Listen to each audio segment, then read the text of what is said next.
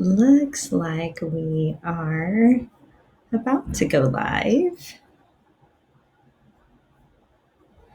Let me just check this. Here we go. All right. Nice to see you. It is Friday, and we're jumping into another Facebook Live today. If you're like me, a physical therapist, occupational therapist, diving into a lot of telehealth lately, we're jumping on here on Fridays to chat about it and problem solve with you and talk about what we're learning and what we're doing so we can help people have access to the care they need during this time. So if you haven't met me, my name is Julie. I am a pretty passionate neurologic physical therapist. I own Re+active Physical Therapy and Wellness in the Los Angeles area, and we work with people with neurologic disorders to regain strength and movement and confidence, and even in a telehealth world, do a lot of that. And we do a lot of working with other clinicians, which I love. We did this last night, so that's why I'm smiling so big, because it was so fun. We do a lot of webinars and teaching and mentoring and learning and growing together.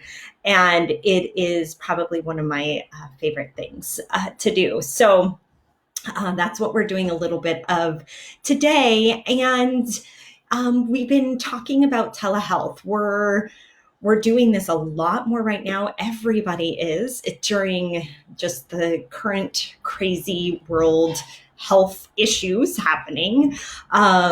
Here at Re+active, we have been streaming our classes online all week long. We've got 19 different classes. We also, every week, we're seeing a few more people. We're seeing about 120 visits per week online via telehealth. We're checking in, we're calling people to see how they're doing and just trying to stay connected. We're doing a lot of connection with therapists as well, to keep us inspired and growing together. So last week, we talked about movement disorders, and we continued our conversation actually last night in our webinar, talking about an interesting case in a functional movement disorder that's been all telehealth. And today, we're switching gears from the movement disorders, and we're going to talk about post-stroke. Now, if you work in the neuro field, you're bound to see a lot of people post-stroke. It's one of the leading causes of disability in adults. And it's got a unique set of challenges. It also has, oh my gosh, some great literature. And I wanted to review a couple of those pieces today.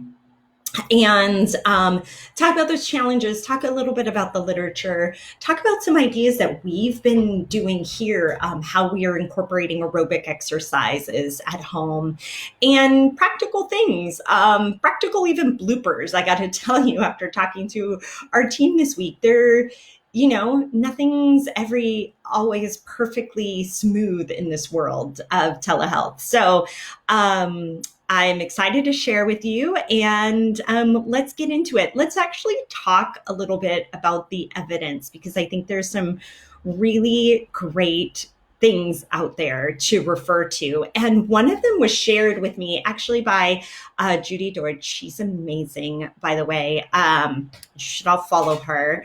But she's a really great little paper from 2012 with a case of somebody post-stroke, where they incorporated motor imagery into their sessions and into some telemedicine sessions. And certainly, we're in 2020 now. The technology has come a long way since then. Thank goodness for that. But technology still can be a barrier. But in this study, and actually I'll plop, I think I can plop it right in here now. Let me see if that works. The article is available, full text. There we go. Look at that. I could do that live. That's nice. So the article is available, full text. I definitely recommend you check it out. particularly because in the appendix, thank you so much for doing this, Judy. In the appendix, it talks through a script of the motor imagery that they practiced. And when I talk to other therapists for some things in this realm, it's like, well, how exactly did you do that? And a lot of times that's the research study too, is like, it's not well described, but Judy puts in an actual script. So if you read through the article, you'll see a link to that script, and it talks through how they did motor imagery of walking, and it's raining and there's an umbrella, and it's really quite beautiful. So I highly recommend this paper, not because it's a large randomized controlled trial, but it's very practical. How they set it up, what they used, how they set up their decision making. So it's just very real world. And it's training gait, like a thing that we are doing all of the time and very effectively doing it. So this is a really great little piece here. And Anna asks in the chat too, do you have a link for the study? So Anna, let me know if that showed up for you. I popped that in there. For you. And if it doesn't show up right away, I'm not totally sure how that works as we're going live, let me know, and I'll make sure it gets in there once we're done as well. But let me tell you a little bit how they set up their sessions. So they had these 6 elements, and they had actually executing the task, relaxing. I love that incorporation. Providing some explicit information about the task and the environment, and then imagining the walking with different imagery. So both kinesthetic and visual, like feeling the weight of your handbag in your hand, looking around you and scanning. I really loved having both of those perspectives. And they use it in first and third person, use cognitive and motivational cues. They repeated the execution of the task and then kind of debriefed with the patient. So really nice sequence of events there. And again, I don't think a lot of us have a ton of experience with motor imagery. But I've definitely used it before, but I wouldn't say it's something I used a lot. I really love in this article how they walk you as the therapist through that and how you can use it. I think it suits telerehab, telemedicine very, very well. And I find myself using it a lot more with people. So check out that little article. I really love it. Thank you, Judy, for sharing it with me. And Anna says, got it. Great. Thank you. So that's one piece of the literature. And the second is a randomized multi-center trial. You've probably heard of it. It was published in JAMA Neurology in 2019. And this is a group led by Steve Kramer, and then Allison McKenzie was part of this group, and she was part of a teaching group that I was a part of last year with the CPTA. In fact, it was last year around this time, actually, that we presented this course, fabulous course, by the way, on the latest in stroke. And she presented some of the preliminary findings, the pilot study findings from this trial in telerehab post-stroke, where they actually compared it to in-person sessions.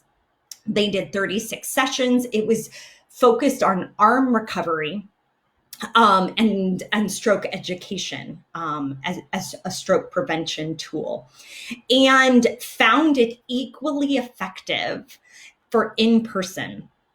And one of their primary endpoints was in the Fugl-Meyer. Now, I must say, because I primarily work with people chronically post-stroke, this group was more acute post-stroke. By the way, before anyone even asks, I'm going to plop this in the chat too. So this is not the full text link, but it is a JAMA Neurology link to the actual study as well. I also believe I have a link to the pilot study results, which were also really nice, very descriptive. So I'm gonna plop that in here as well. I love that I can do this live and get you all these resources. If you didn't know this about me, I love diving into the literature. I love putting pieces together like, oh, Alice and I talked about this. Oh, it's published. What did they find? What did they see?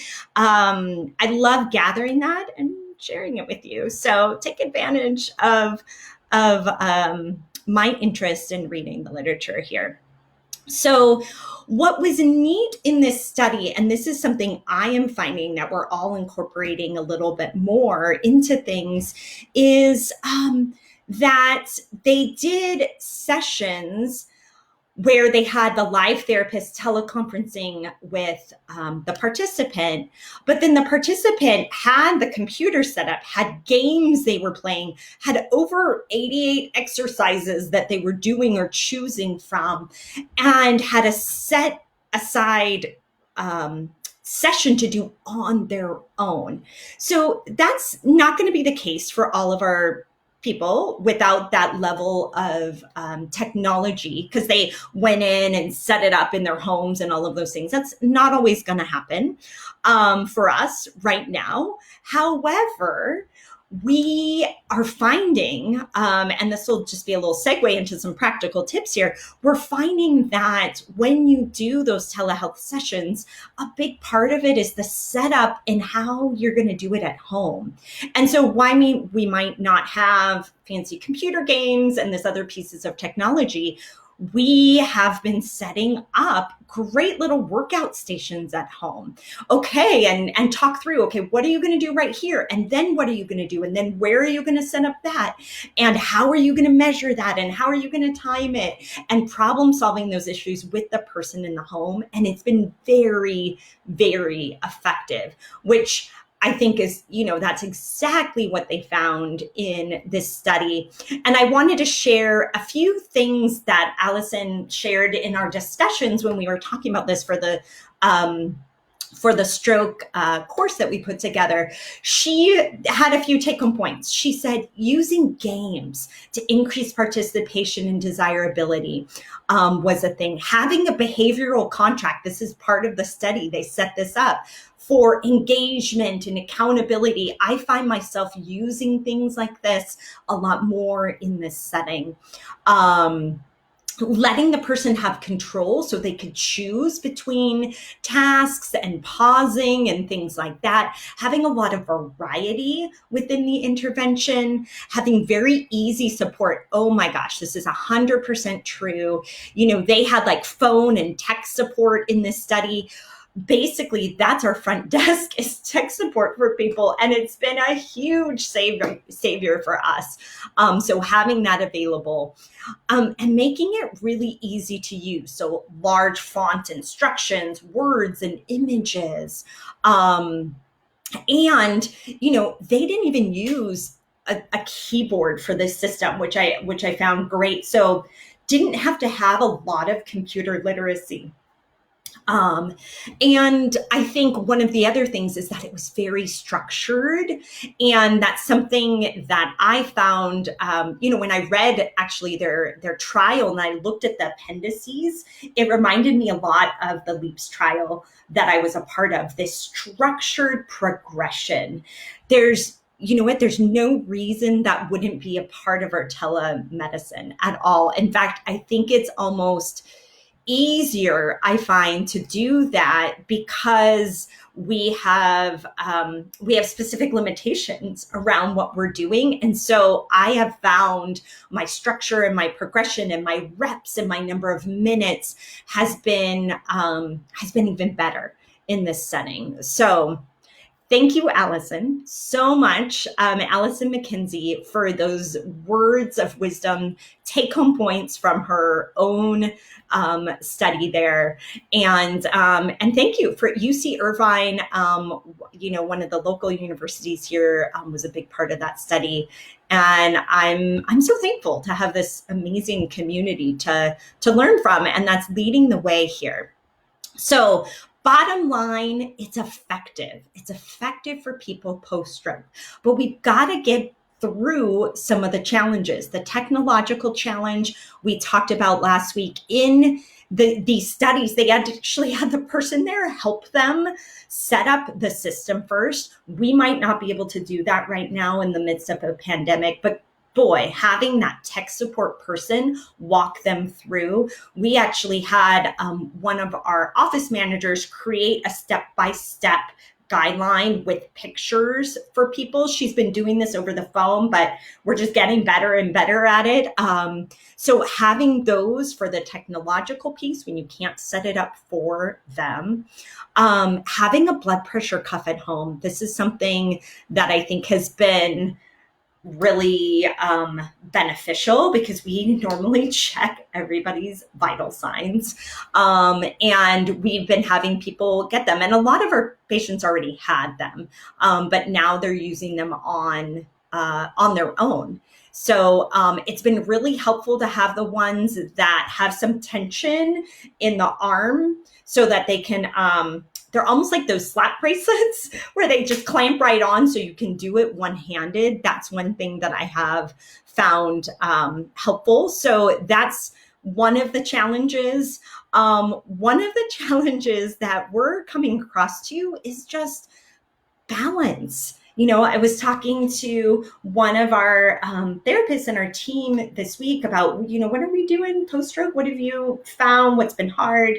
And our team is working with a young woman post-stroke who has a lot of ataxia and bilateral involvement. And she is primarily doing the therapy next to the couch or the bed or surface because she will lose her balance.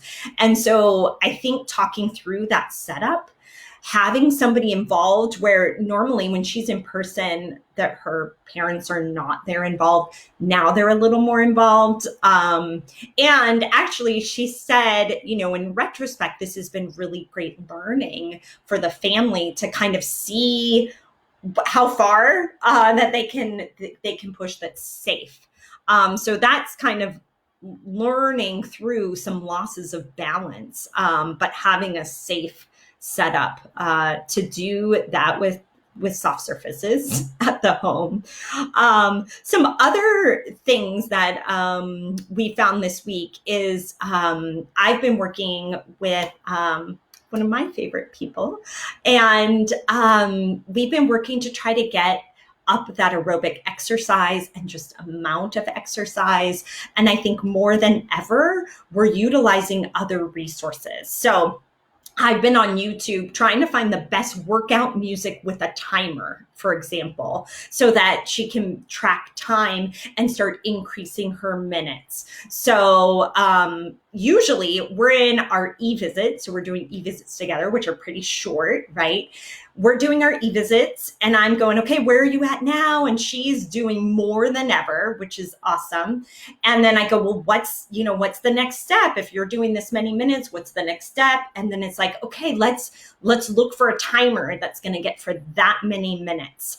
And what kind of music would it be? And how would this work? And then we'll sort through and I'll text her some things I've found. And that's not something that we had ever done before, to be honest. I hadn't looked at YouTube music timers. We've also started to work a little bit more on that forced use. She's starting to get some pain in her less involved extremity. And she's like, I think I'm just overusing it. So we problem solved some things in her kitchen where she could do that forced use safely. Because she's had falls and she was fearful of falling. So we problem solved and set that up somewhere with it. I love kitchen counters. I feel like they're good for so many things. So that's what we did around the kitchen counter. Our OT, actually, he said he's just really been loving this because he's folding laundry and moving it from places and using bilateral extremities with one of his clients post-stroke, and it's so much more meaningful that way. And I have found really the same thing. So those are some of the things that we've been doing this week with people post-stroke. And I want to talk a little bit about this last piece is incorporating aerobic exercise. So we know there's a lot of great literature in aerobic exercise and neuroplasticity, and in particular post-stroke. There's that really great study out of the Cleveland Clinic where they looked at aerobic exercise prior to upper extremity training. And this is something that I've been trying to incorporate into my practice in the clinic. And so how do we do that at home? And how do we do that safely? So a lot of the people I work with don't have heart rate monitors. And so we're using the RPE a lot more, which has been shown to be an okay alternative.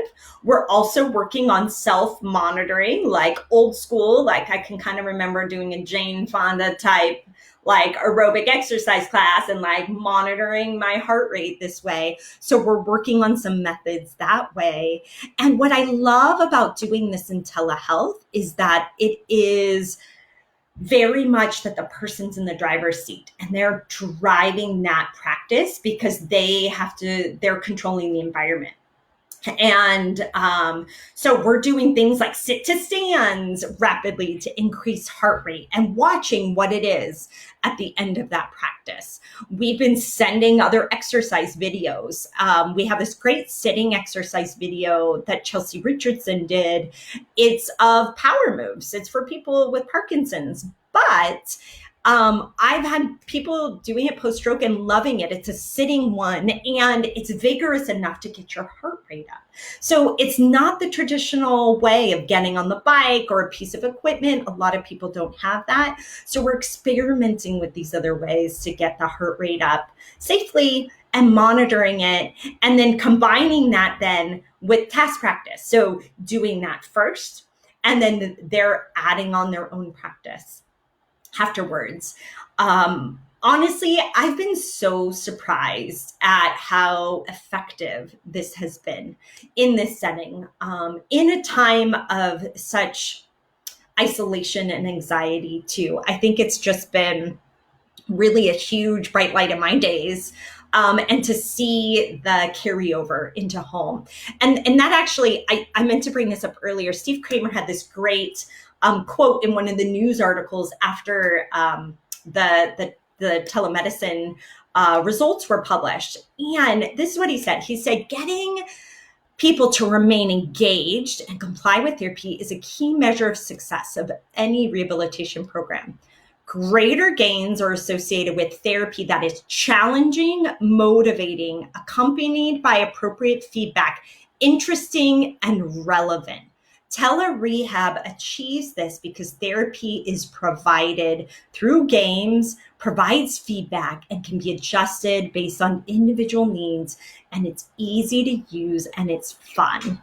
Now, I know they had games in their study, and we don't always have games, but honestly, I think we have all of those other things. So keeping it fun and interesting and relevant, I think what's happened as I've gone into the home with people via telemedicine is that it's more relevant and the carryover is greater. And that is really driving results. So I'm just going to keep encouraging you when those technological pieces get in the way, keep getting in there and doing it.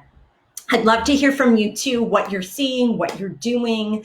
We're going to keep the conversation going. Next week, actually, at our normal Facebook Live Friday time, we're going to do another free webinar. We had so much fun last night with a choose your own adventure style, with a lot of interaction, a lot of laughter. There were cats in the videos because it's telehealth and all of those animals are coming out. We're going to continue the story where we left off and kind of do a part two. So I'll put a link in up here where you can catch that webinar. And then we're going to be around a lot next week. I'm so passionate about keeping us all inspired and talking and building each other up as we help people in this crazy time. So look for us. We're doing a bunch of stuff next week, and I hope to see you there. Until then, have a great weekend. And I just love so much connecting with you on Fridays.